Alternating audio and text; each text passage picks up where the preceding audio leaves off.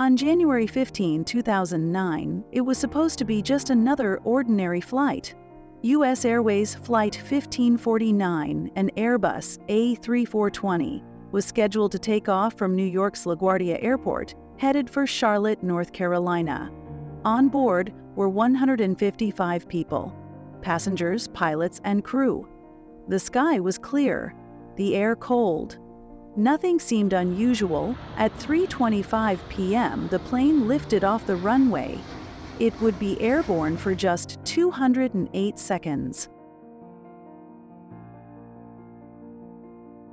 2 minutes into the flight, disaster struck.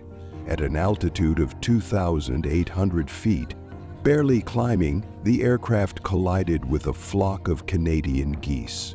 Birds were sucked into both engines. Suddenly, silence. The engines failed. Completely inside the cockpit, Captain Chesley Sully, Sullenberger, and First Officer Jeff Skiles had mere moments to make a life-or-death decision. They had no power, no thrust, no altitude to spare. Air traffic control offered options: return to LaGuardia, divert to Teterboro Airport in New Jersey. Sully assessed instantly. He responded calmly, "We can't do it. We're going to be in the Hudson." The words sent chills. He wasn't guessing, he was calculating. Speed, altitude, wind, glide path. There was only one option, and that option was water. As the plane descended, passengers saw the New York skyline flash by their windows. Some screamed, others prayed. A few held hands. Cabin crew shouted, "Brace! Brace! Heads down! Stay down!"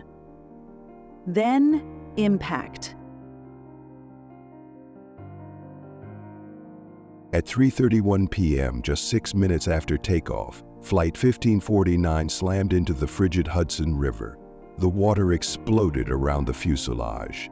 Wings dipped, then leveled. And then, it floated. Sully had done the impossible. There was no fire, no explosion, no breakup. The aircraft was intact. But the danger wasn't over. Water rushed in. The temperature was barely above freezing. Hypothermia could kill within minutes. But remarkably, the crew acted with precision. They opened emergency exits. Passengers climbed out onto the wings, huddled together in the freezing wind.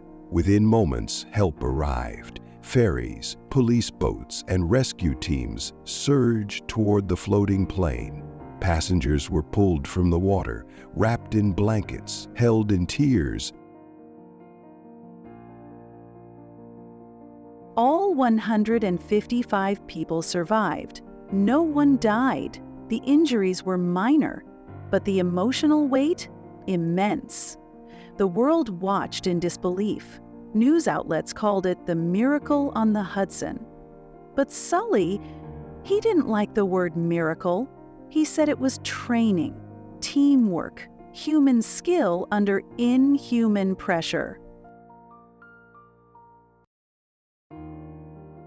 Captain Sullenberger became a national hero, not for what he did, but for how he did it. Calm, focused, selfless. Even after landing, he walked the length of the sinking cabin twice to ensure no one was left behind. And when asked later what went through his mind in those terrifying seconds, he simply said, "I knew it was going to be the worst day of my life, but I had to be the best I had ever been." Flight 1549 now sits in a museum in Charlotte, preserved as a symbol of courage, professionalism, and grace under pressure. Because on that freezing afternoon, with no engines, no runway, and no time, one man, one crew, and 155 strangers came together and proved that sometimes the greatest landings don't happen on land.